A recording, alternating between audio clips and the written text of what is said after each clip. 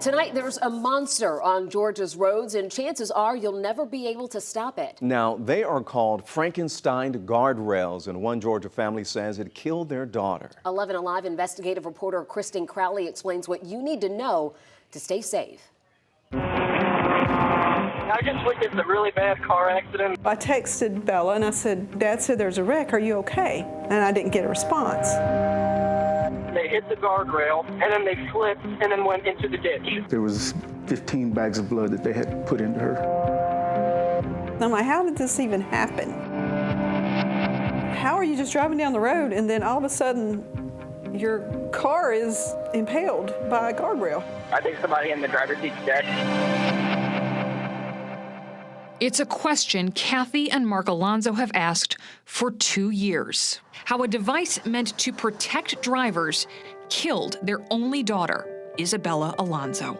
As soon as I saw the car, I started crying, and I said, this isn't going to be good. I can't even recognize her car. This is her car after it hit a guardrail off I-75 in Peach County back in March of 2020. The guardrail was sticking 10 feet up in the air. It didn't look right to you? No, it wasn't right, yeah. I mean, the guardrails aren't supposed to look that way. And here's why.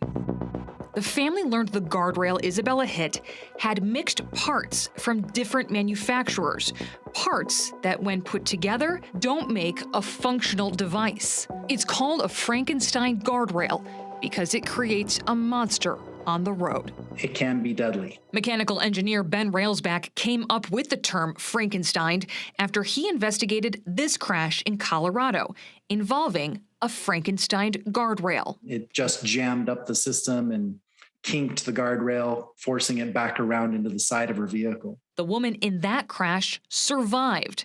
But Colorado's DOT launched a statewide investigation to find every Frankenstein guardrail on the road.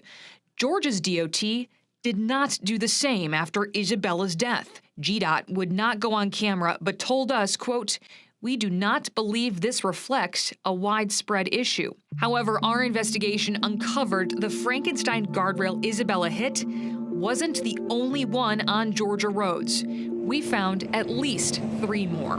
One off I-75 in Henry County, another off I-75 in Dalton, and a third on 285. How high of a priority do you think this should be for GDOT? They should be paying attention to any of those life-altering situations like that. But GDOT is asking drivers to report these guardrails if they see them. How is the average person able to spot a Frankenstein guardrail? I would say that the average person probably can't.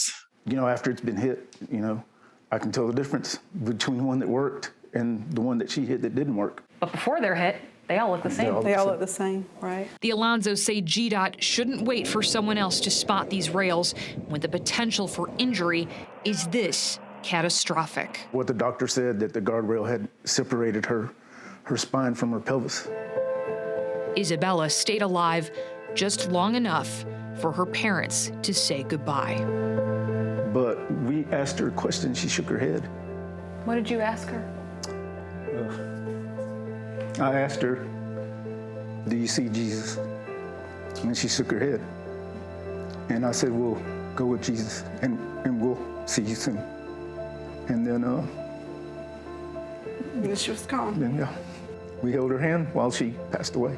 This shouldn't happen to our daughter. And I don't want it to happen to anybody else's child. The Alonsos are suing GDOT for Isabella's death, but the most it's liable for is $2 million in damages. As for the Frankenstein rails we reported to GDOT, it says they were immediately reviewed and replaced within a week. It is worth noting, though, one of the Frankenstein rails we found in our search was on the road for more than a year. No GDOT worker ever spotted it or alerted the agency that it shouldn't be there.